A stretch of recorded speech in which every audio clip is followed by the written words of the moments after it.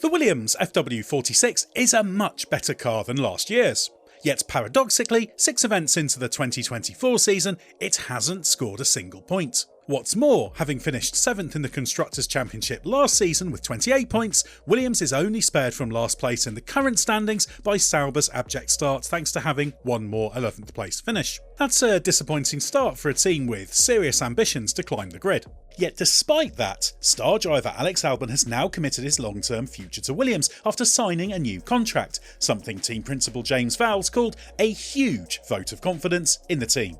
And that does partly reflect the progress already being made, with Albon calling the 24 car corner for corner better than last year's Williams FW45. That's not reflected in the results, and this is down to a combination of factors which can best be summed up with the old aphorism that sometimes you have to take one step backwards to go 2 forwards. It's just Williams hasn't yet completed those 2 steps forward. To understand exactly what's happened, we need to take a look back to last season and what's changed with the car.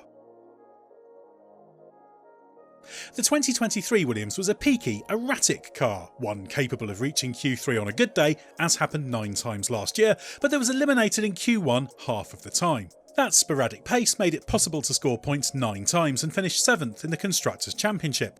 Williams prevailed as the best team in the battle at the back with AlphaTauri, Sauber and Haas, earning it significantly more prize money than might reasonably have been expected going into the season.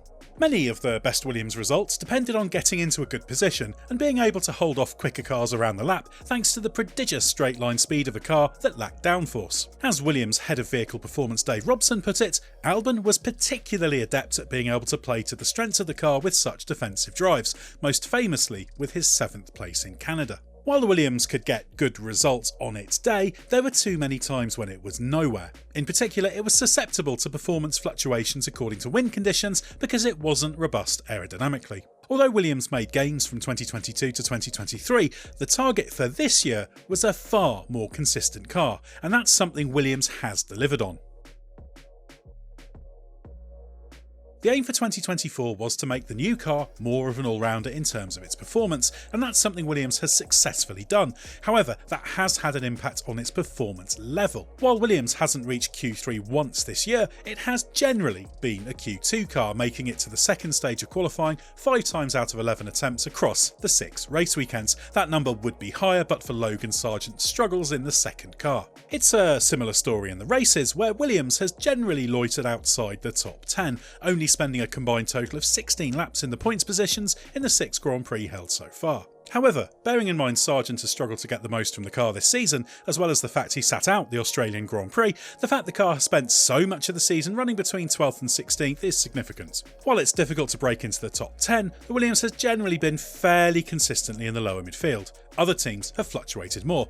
That means that Williams has run reasonably briskly but without being rewarded by points.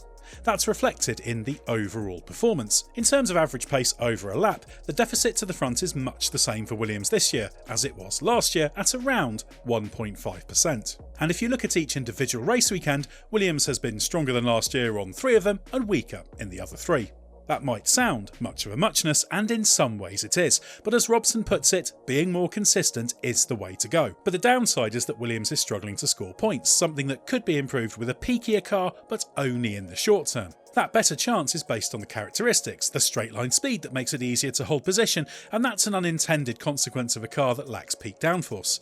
It also means a car that will struggle on many tracks, but that can perform well on ones with compromised setups in terms of downforce level that have favourable corner characteristics. Last year, the Williams also struggled with front-end lockups into slow corners. That's a characteristic that has been cured this year, which means it's not fundamentally limited on tracks that have plenty of slow turns. But this does come with some negatives, at least for now. Williams is still building understanding of its machine, and as Albon has explained, it has in some ways become a more unstable car because of the change in philosophy. But Williams has fallen far behind in terms of its aerodynamic understanding, an area where it has struggled for decades. So it's still fighting the usual battles with these ground effect cars in terms of achieving a good balance for a wide range of corner speeds, and that was a big problem at Suzuka, as well as understanding how to optimise the aerodynamic and mechanical characteristics to run the car as low as possible and maximise downforce.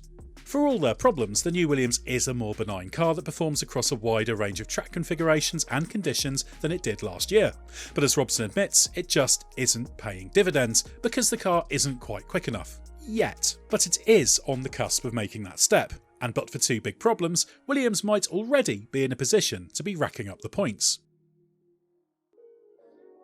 Williams first hit trouble with its 2024 car last year. This was a result of the necessary push to modernise its processes for building new cars. Whereas once Williams carried over a number of components from year to year and took various necessary shortcuts in the car build process thanks to its reduced circumstances, this is something team principal James Vowles has pushed to change. But this exposed significant weaknesses, particularly with the archaic systems used to track the baffling array of components and parts being designed and manufactured, that primarily depended on an enormous, not fit for purpose Excel spreadsheet. That led to problems with manufacturing and, at one stage, concerns the car might not even be ready for testing.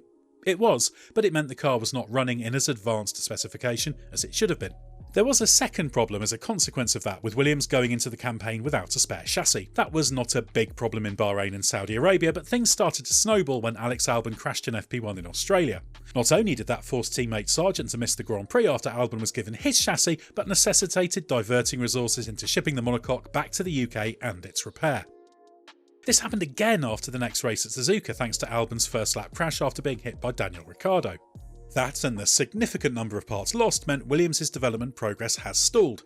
As Albon says, Williams hasn't put a decent update on all season. He's not exaggerating. Aside from the odd circuit-specific part, the only new components were a minor tweak to the rear brake ducts in Australia, a new front wing end plate in Japan, a modification to the halo fairing in China, and a tweak to the front wing in Miami. This inevitably means Williams has started to fall away from the midfield leaders, Haas and Arby, as others have introduced more significant development packages. Having been 7th or 8th fastest in the early races, it has more recently been 9th or 10th. Indeed, the comparison with Haas is particularly relevant, as it has almost taken Williams' place with a car that can make Q3 on occasion and that has frustratingly strong straight line speed that makes it tough to pass in races.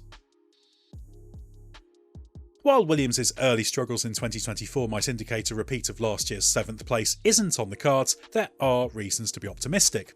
Firstly, its 2023 campaign also had a stuttering start with only 1 point scored in the first 6 weekends, just one more than in the same stretch this year. It wasn't until a substantial upgrade was introduced for the 8th race of the season in Canada that Williams started to get the results. And Williams does have upgrades in the pipeline, including some expected to be introduced at Imola this weekend. On top of that, Albon is confident even with its struggles the car has been good enough to score points if the maximum performance can be extracted. The group of 5 teams in the second half of the grid is still only covered by 17 points, and if Williams can gain those few tenths with imminent upgrades, then it can aspire to become a consistent point scorer. But most importantly, it is now on a development path that isn't fundamentally limited by a Peaky car philosophy that means its ultimate potential is capped.